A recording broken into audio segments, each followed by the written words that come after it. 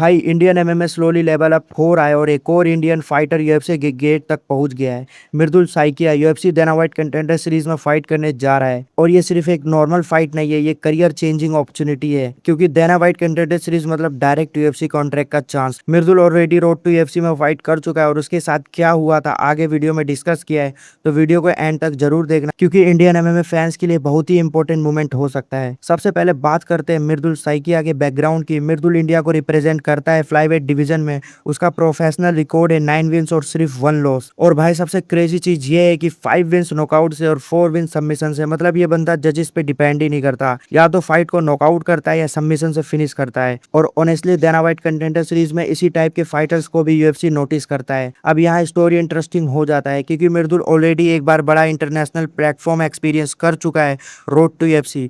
Road to UFC basically Asia के top prospect का tournament होता है जहां फाइटर यूएफसी कॉन्ट्रैक्ट के लिए कम्पीट करते हैं, लेकिन अनफॉर्चुनेटली वहां मृदुल को टीकेओ लॉस मिला था। और ऑनेस्टली किसी भी फाइटर के लिए ऐसा लॉस मेंटली टफ होता है क्योंकि आप जब यूएफसी के इतने क्लोज पहुंचते और फिर हार मिल तो बहुत ही फाइटर मेंटली ब्रेक हो जाते हैं। लेकिन इंपॉर्टेंट चीज ये है कि मृदुल वापस आया, उसने कमबैक किया, फाइट जीती और अब डेना व्हाइट कंटेंडर सीरीज तक पहुंच गया है। अब जो कैजुअल फैंस है उनको लगता है कि डेना व्हाइट कंटेंडर सीरीज बस एक और एमएमए इवेंट है, लेकिन रियलिटी में प्रेशर यहाँ अलग लेवल का होता है क्योंकि आपको सिर्फ जीतना इनफ नहीं होता, आपको इंप्रेस भी करना पड़ता है। अगर फाइटर बोरिंग डिसीजन से जीत भी जाए तो भी यूएफसी कॉन्ट्रैक्ट गारंटी नहीं होता।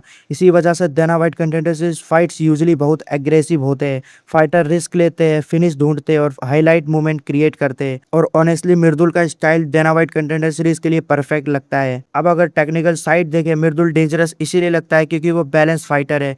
स्टैंडिंग में नॉकआउट पावर भी है, ग्राउंड पे सबमिशन गेम भी स्ट्रॉन्ग है और फ्लाईवेट डिवीजन में फिनिशिंग एबिलिटी ऑलरेडी रेयर होती है। ज्यादा फ्लाईवेट स्पीड और वॉल्यूम पे डिपेंड करते हैं, लेकिन मृदुल फिनिशेस ढूंढता है। उसका एग्रेशन भी काफी नोटिसेबल है, वो सेफ गेम नहीं खेलता, वो डैमेज क्रिएट करना चाहता है। लेकिन प्रॉब्लम यह है कि सामने इजी ओपोनेंट नहीं है। बिलाल हसन अनडिफिटेड फाइटर, उसका रिकॉर्ड है 8 विन 0 लॉसेस। और अनडिफिटेड फाइटर का कॉन्फिडेंस डेंजरस होता है क्योंकि उसने अभी तक प्रोफेशनल लेवल पे लॉस फील नहीं किया है।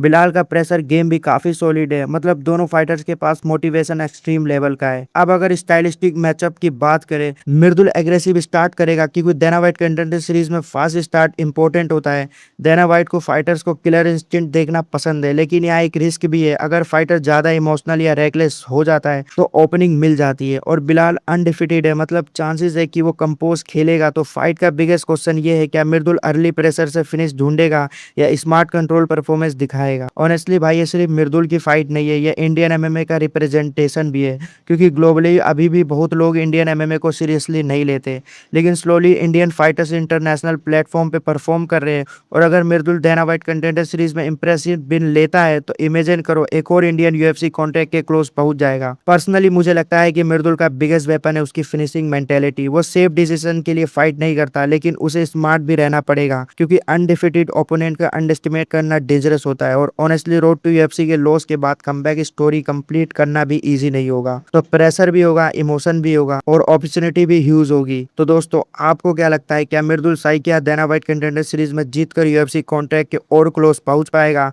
कमेंट सेक्शन में अपनी प्रेडिक्शन जरूर ड्रॉप करो। और अगर आपको ऐसी डिटेल एमएमए ब्रेकडाउन पसंद आता है तो वसी कॉमेंट को सब्सक्राइब करना मत भूलना। मिलते हैं नेक्स्ट वीडियो में।